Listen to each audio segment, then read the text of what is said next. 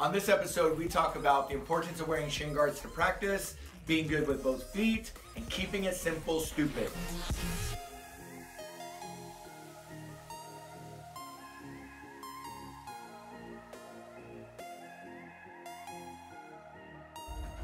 What's up, everybody? My name is Ray Sanders, and this is episode number 18 of Coach Knows Best. We're back at it. We're going old school, conventional microphones, just straight from the camera today. We had some audio issues in the last one. We tried to do it this morning. It's just not working. So we got to buy some new stuff. We have Reagan here, producer Reagan, but she's competing today with Caesar. Caesar's back. You should see Caesar's face of enthusiasm.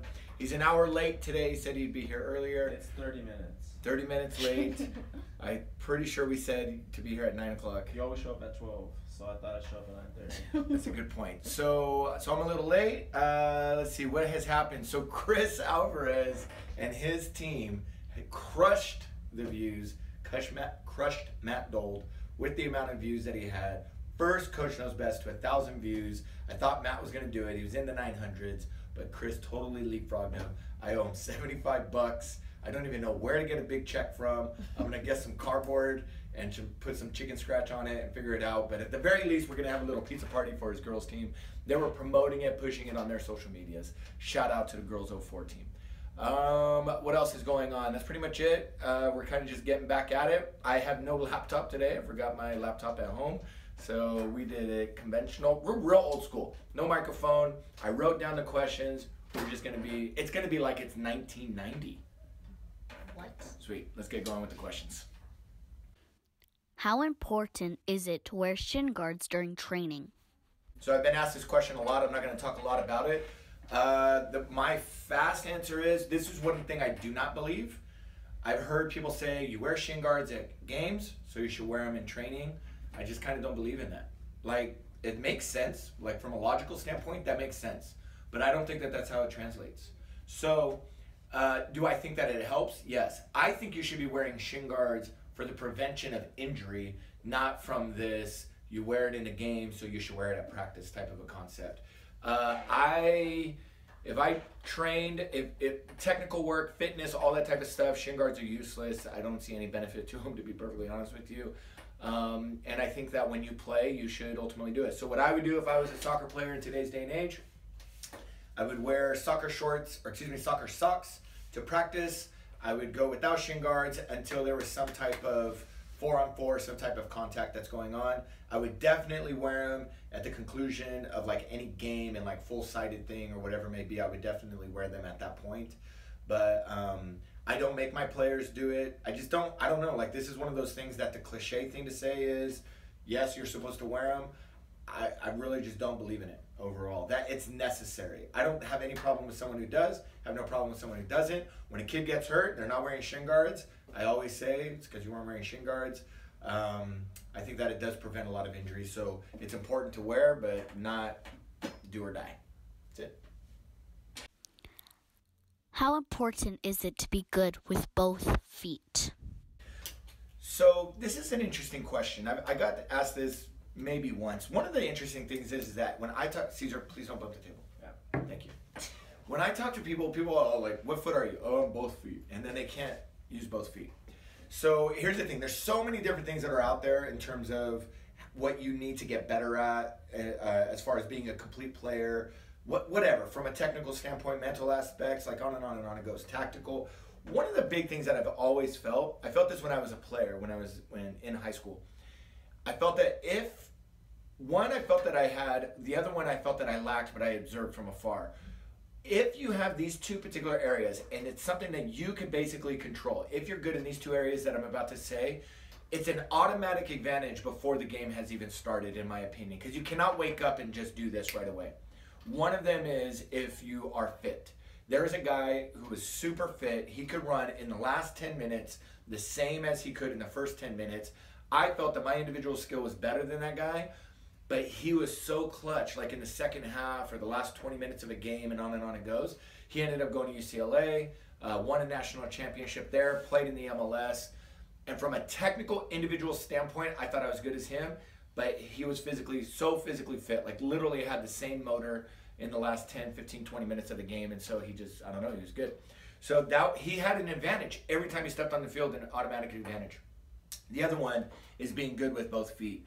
I think that when I play against a player, when I used to play against a player, as the game progresses, a player is right-footed, left-footed, you just start to become used to their mannerisms and the way that they play and their style of play. And it's an automatic advantage when you're good with both feet. It makes you more versatile. It gives you more freedom within the game. So when I was a kid, I'm left-footed. So when I was in high school, most left-footed players, they're so dominant left foot that their right foot is just horrendous. Everybody always made fun of me because of how bad my right foot was. And I understood this concept that if I was, most of the players that were right-footed, I was good with my left, so I could do things that they couldn't do. So then I was like, well, if I get decent with my right, I can do things that they can do, plus I can do things that they can't do because I can use my left. So it's an automatic advantage. I just think that it's becoming more and more the standard.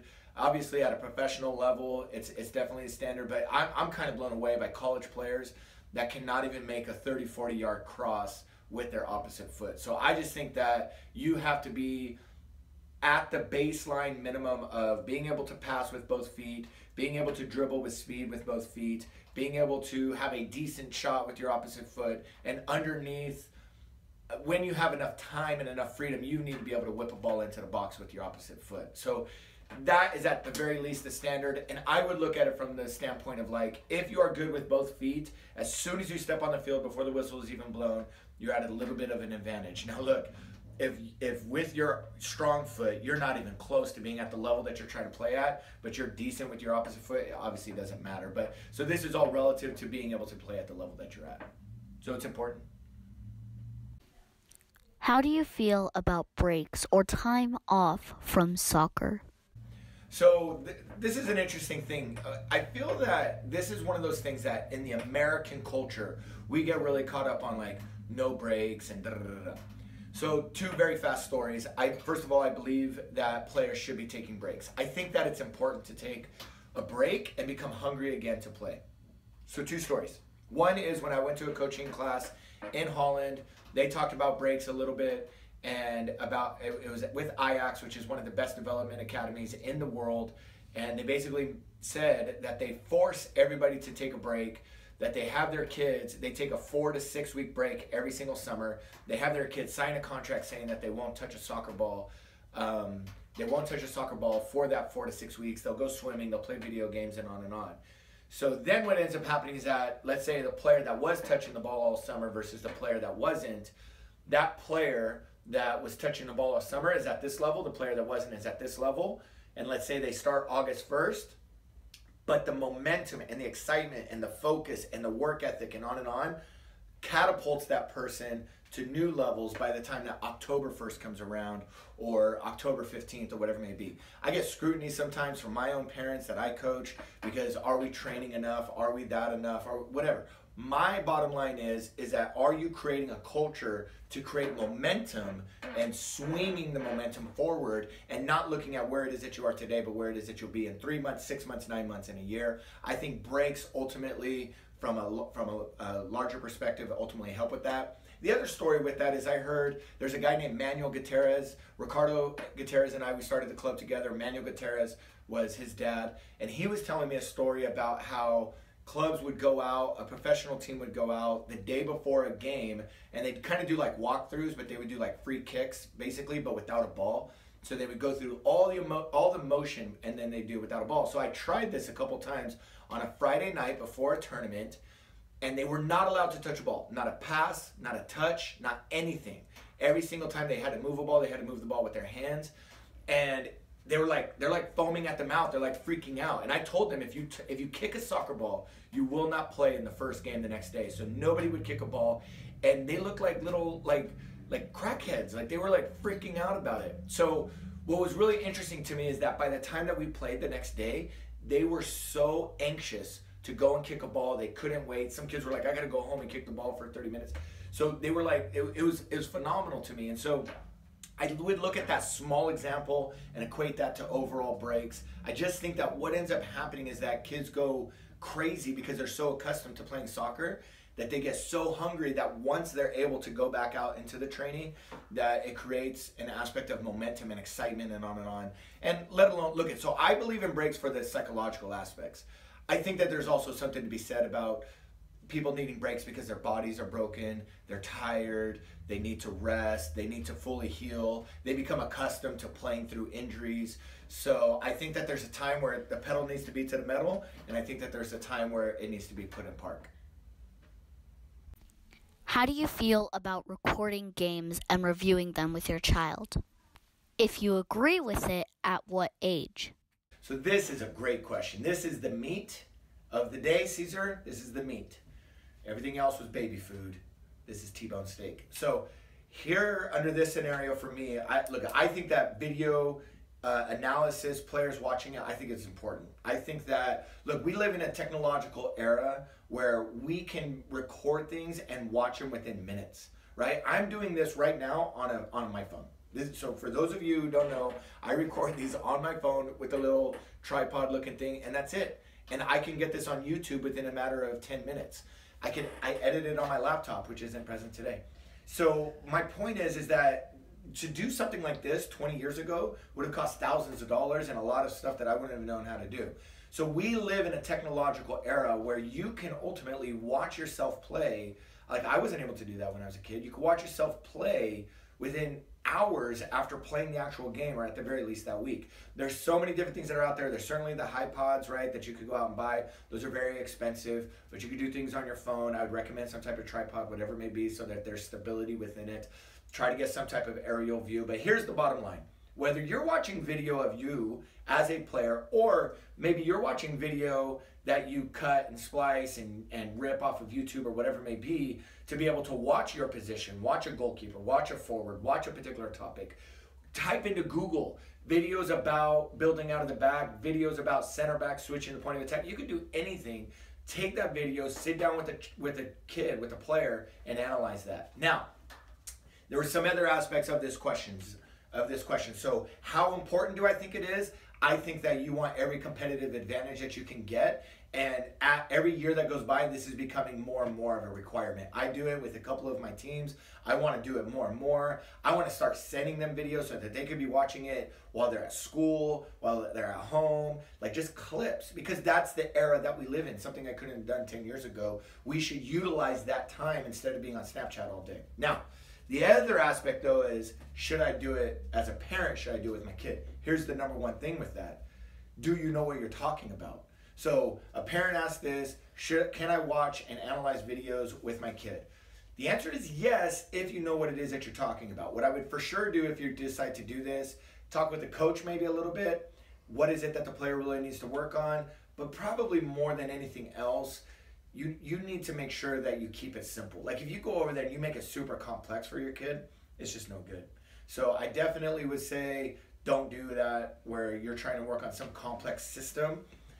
Don't worry about team tactics, isolate it to that player and them individually if you're going to do it. There's no point in talking about what your outside back is going to do and trying to teach your kid to be a coach on the field and tell what your outside back should be doing and yelling at them and on it goes. That's just moronic. So what else? And so then the other part of it is, at what age do you start doing this? I think that the age is relative to the simplicity and the age is relative to the length. So what do I mean? An 8-year-old kid can watch a 10-minute video on one particular aspect and it's not going to hurt them. A 14-year-old kid can watch maybe a 30 or 40-minute video and it can be a little bit more complex. So I think that as they get older, obviously, the length can be a little bit longer, while at the same time, the complexity could be a little bit longer. But overall, I'd always keep it simple. I think that people try to overdo it and they try to do too much. Now, staying within that same line of logic, that doesn't mean that an 18-year-old kid should do 2 hours worth of video analysis.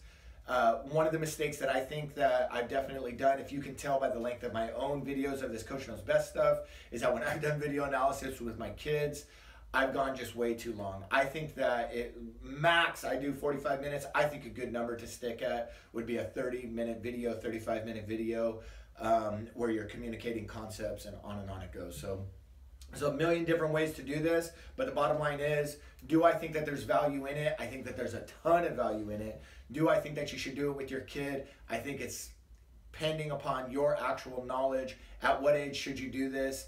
I would say once they start getting into the age of like 12, it's a good idea to start doing it minimally. If you want to do it before that, it's cool too. But 12, 13, 14, 15, 16, 18, 19, 20, those are all good ages to be able to do that. So that's it. So that is it. Episode number 18 in the books. We answered 4 questions today. Last one was a little long-winded, but hopefully we kept it short and simple. 15 minutes. What's your prediction? How many minutes, Caesar? 18. 18 minutes. I think it was 15. We'll see who won that. Reagan, thank you very much for punching Caesar. It makes me feel better. Outside of that, guys, again, obviously we want to be able to answer your questions. We got a stockpile of questions that we eventually get to.